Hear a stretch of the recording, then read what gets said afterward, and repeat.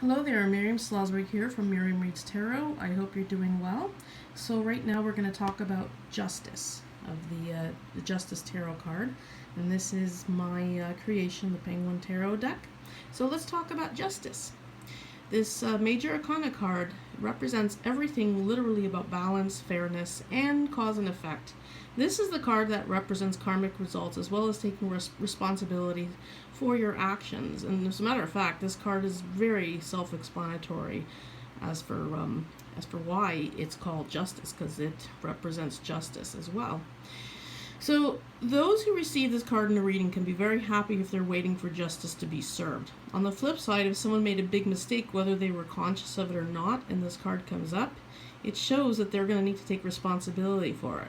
However, taking responsibility for karmic debts that they have accumulated that's the only way to balance it, right? So, just think about that. You made a mistake, time to make up for that. Karma's balanced. So, just think about this. For instance, someone had stolen an item from a hotel that they were staying in, because so many steal like clock radios and all other things, towels, etc. And this card comes up, it's going to represent something that the hotel's going to issue them a bill for the item that they've stolen.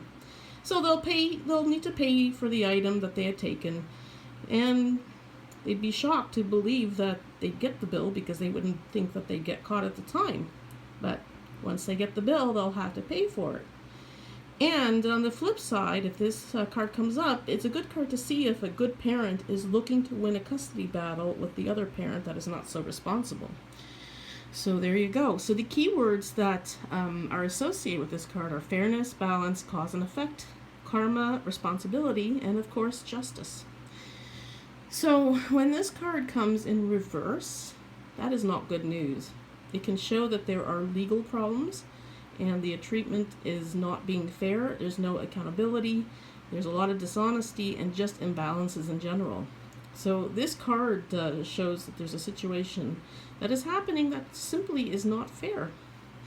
So astrologically, this card is associated with Libra because that is the sign that represents balance and fairness.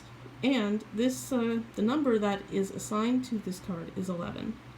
Now, the matching Enneagram type to this card is type 1, the reformer, because that is what that type is all about, doing what is right. Okay? So there you go. So the next card that we're going to go over is the Hanged Man. See you soon.